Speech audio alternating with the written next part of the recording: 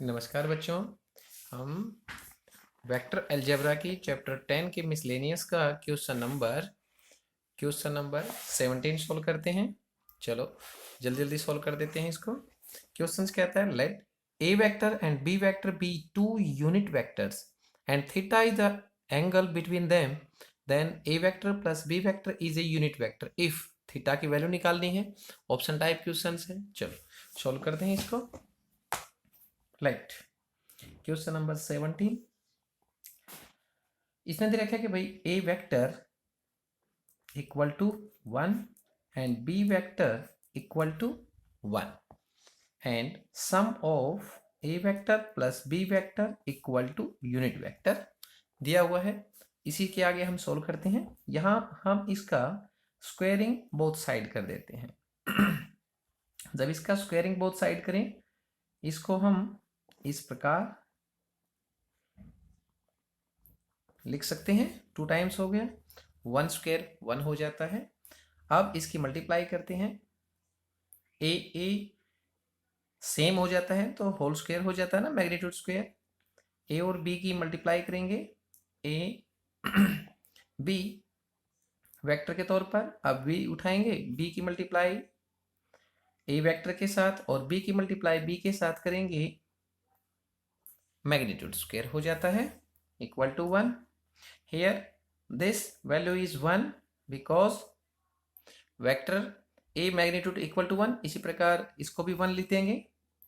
a vector b vector a vector है, ठीक है। इसको हम a b वेक्टर लिख सकते हैं, इसको a b वेक्टर लिख सकते हैं। +1 इक्वल टू 1। क्लियर है। ये क्या है, 2 a वेक्टर b वेक्टर, 1 और 1 कितना हो गया भाई, 2 equal to 1। 2 A vector B vector, 2 plus का है, दूसरी तरफ जाकर माइनस यानी -1 हो गया। अब ए वेक्टर और बी वेक्टर इक्वल टू 2 उस तरफ जाकर डिवाइड में हो जाएगा। क्लियर है। अब इसका हमें फार्मूला का पता होगा, A vector dot B vector का फार्मूला क्या होता है, A magnitude B magnitude cos theta equal to 1/2। A vector की वैल्यू 1 है, बी वेक्टर की वैल्यू भी 1 है।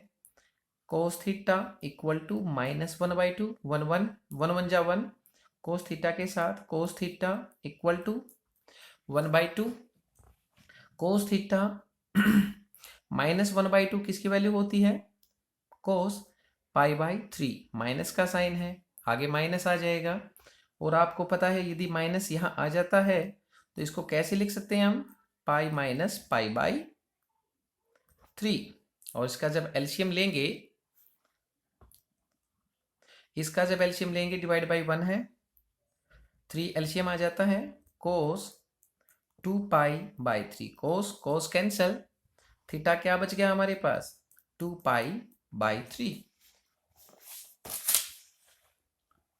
ठीक है। और इसका answer is D option. Show question number 17 is clear. I hope अच्छी तरह समझ में आ गया होगा।